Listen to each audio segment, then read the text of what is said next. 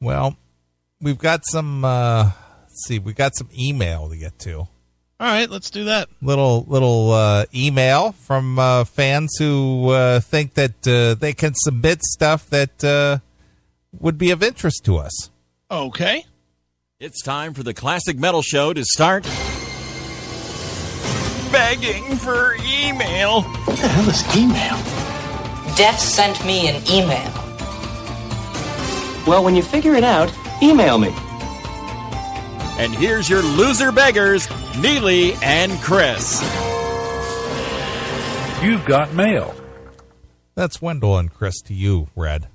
Yeah, Red, come on. Yeah, really. Anybody who's familiar with me calls me Wendell. Yeah. All right. Well, we got an email from Magnus Anderson. All right. Do you remember him? I remember the name, but I don't remember why. He's the guy that lives out in the Faroe Islands. Oh, yeah. Okay. He says, "Hail and pal." Where's our good friend Bob Leather? We literally have not heard from him in 6 months. I don't know. It's about time for Bob Leather to check in. Hail and pal. This is the guy from the Faroe Islands again. Yes, the small country in the middle of the Atlantic Ocean. Isn't that funny that people out in the middle of nowhere listen to us? I know, it's crazy. I thought you could use a lesson in the English language as your swear word vocabulary is piss poor. Okay. He's talking to you, Chris. That's fine. Here's a link to the article. Hope you will learn a word or two. All right. Fuck you, pal. Fuck Def Leppard. Wes set the benchmark when everybody says fuck Def Leppard. A lot of Def Leppard hate. I know. And hand job. Best regard, Magnus. Thank you, Magnus. So Magnus checks in. He sends over a link to an article. Okay. Every swear word in the English language has been ranked in order of offensiveness. Oh, I like this. Offensiveness. I like this story. How do you rank offensiveness? Well, most offensive, least offensive. I understand, but what one person finds offensive may not be so offensive to another. Well, I would think though unanimously, as an example, cunt would be worse than ass. Okay, and I think you're right on the right track here. Everybody would agree. So, cockstain might be worse than jizzlobber. Did you get cockstain from Clerks 2?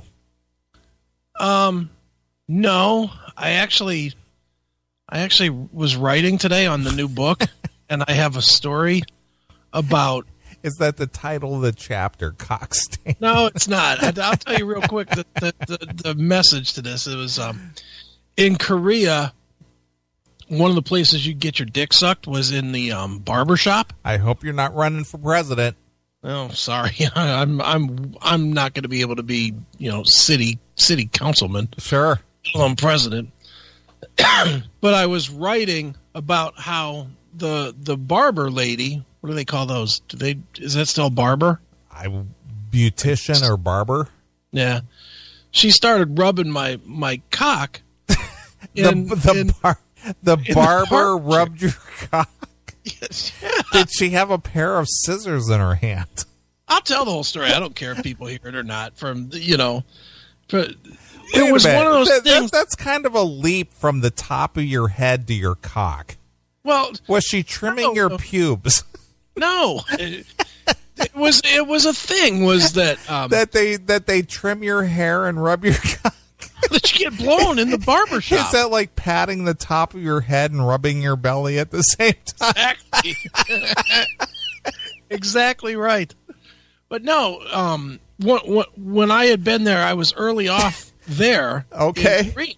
And my friend Rosecrans, he was like, I had to go get up my hair cut. And he was like, dude, I know a place. And I was like, okay.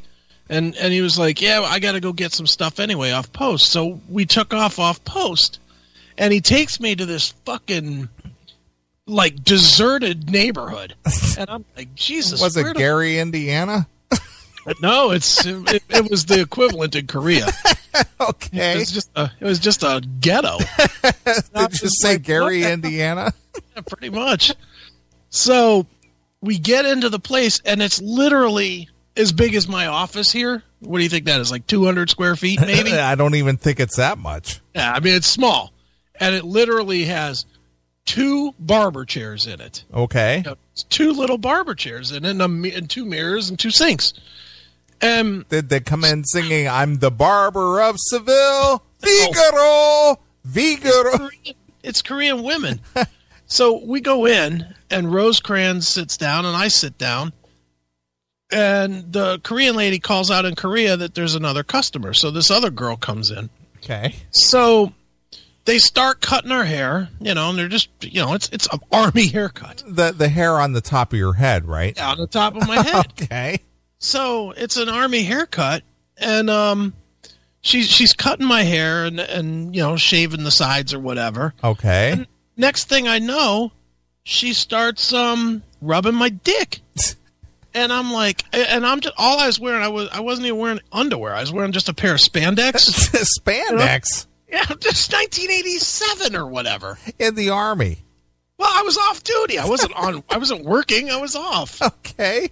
I was off. It was like just hanging out.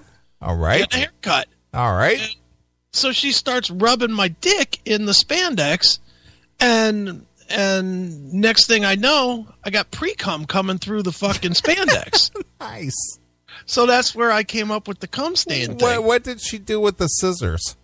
Well, she put them down, and she's rubbing my dick, and I'm getting my dick's getting all hard, and so she looks at me and she goes, $5 GI. She goes, sucky, sucky. She didn't say. She just said $5. I was like, yeah, okay, whatever. So then she fucking had me lift my ass, pulled the pants down, suck my dick. So it was sucky, sucky, not handy, handy. No, she blew me. Sucky, sucky. Yeah. Okay. Of course. $5. $5. $5 in the haircut. No. It's $5. $5 and $2 for the haircut. Wow. 5 for a sucky and 2 for a cutty. And the worst part about it was we weren't supposed to be in these, like the barbershops were off limits. We really were not allowed to be in the barbershops. Okay. This is the reason why, because you were getting sucky, sucky for $5. Yeah, because people were getting fucking crabs or whatever from getting their dick sucked by this fucking, I mean, if she cut 10 people a day, she probably fucking couldn't eat for a week. Well, where were the crabs in her hair? I don't know. I'm just saying there was a disease thing, not necessarily crabs, but okay. There was a disease threat. Sure. From 15 guys a day getting their dick sucked. Right. And so we weren't supposed to go there to the off-post. We were supposed to go to this fucking the AFES, which is the name of the company, haircut place on the base. It was just a bunch of guys cutting hair. And I was like, Jesus, fuck this. I probably went every week and got my hair cut for 18 good months. And got my hair cut and a blowjob every fucking Saturday. Sure. Because why not? It was fucking $7. Your hair grow 1/8 inch. Yeah, okay, cut it. Nice. Cut it anyway. Fucking and suck my dick. Right. Sucky, sucky. Dude, Korea was a different animal, to say the least. It's a whole new animal coming out of this ranch. Wow, you ain't lying there. But one of the fun stories you'll get in my Military Mayhem book once I finish it. Nice. I know there's a lot of microaggression in that book. Hail and kill, caller. You're on the air. Oh, yes. Oh, Sal, yes. Sensei Aiken, yes, you can't get a haircut. Then I cut your pubic hair, and then I fuck your asshole. And I show you good time all night long. I showed you how I could sleep neutral in my pussy. It's me love you long time. Me love you long time. Or maybe you would like to take a sheet on my face like that woman did with the man at Rock and Roll Rib. Oh, please, don't worry. Don't worry. You do not have to give me money. Just give me fortune cookies. and I can stick it in my vagina. And you can see the pretty butterfly. No, you got to say pussy like Trump, not vagina. Cunt. Fuck pussy, cunt. More degrading. More degrading. You gotta practice the character a little more. You gotta get the right vernacular. Oh, Jesus Christ, really? Cut me some fucking slack, man. I'm doing it for the first fucking time.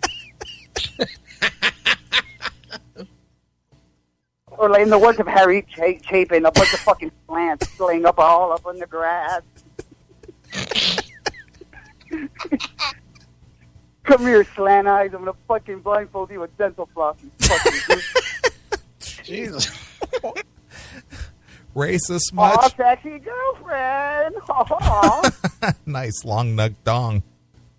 long duck dong. Okay, relax. Tim James might get excited if you say long duck dong. Right.